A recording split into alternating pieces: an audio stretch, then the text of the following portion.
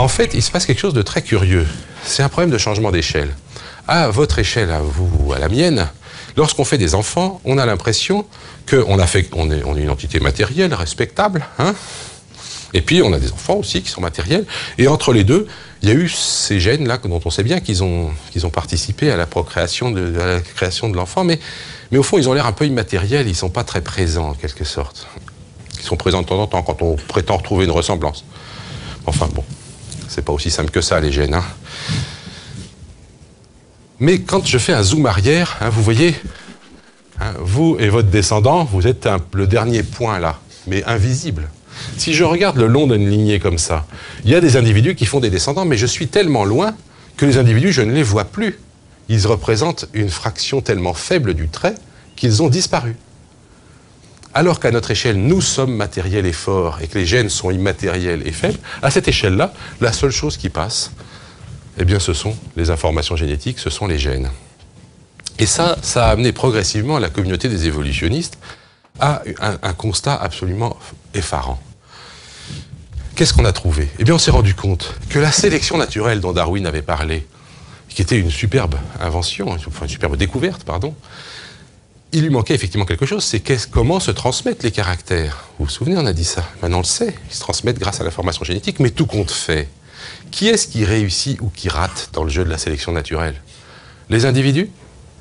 Mais non, les individus, de toute façon, ils finiront comme ça. Ce qui va pouvoir réussir ou rater dans la sélection naturelle, ce sont les gènes.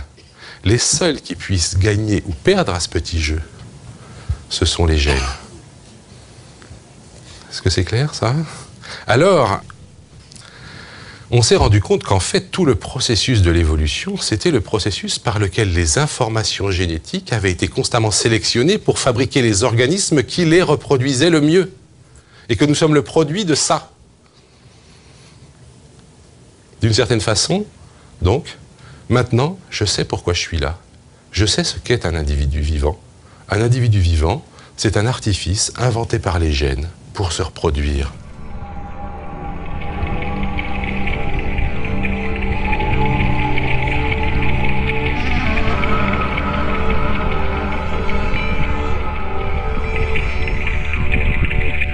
Évidemment, pour se reproduire, il y a plein de méthodes, hein. On ne va pas discuter de tout ça aujourd'hui.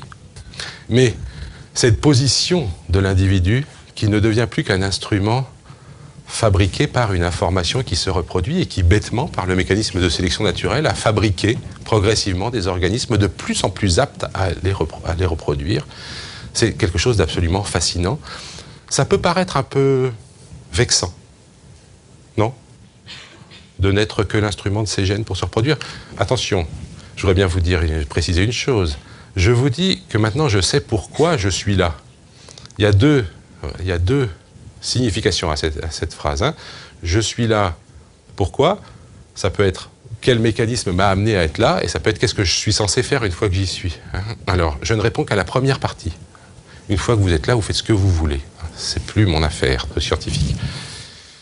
Ça ne devrait pas trop l'être d'ailleurs. Donc, on va pouvoir en reparler un tout petit peu pour finir. Je voudrais que vous sachiez que, évidemment, vu sous cet angle, les concepts de liberté se reposent encore et encore. Qu'est-ce que c'est que la liberté de l'individu vis-à-vis de ce processus qu'il a fabriqué pour se reproduire, sans qu'il ne soit rien d'autre qu'un instrument? Ce qui me rassure, d'un côté, c'est que ça explique pourquoi le monde n'est pas fait pour nous. Il est fait pour nos gènes.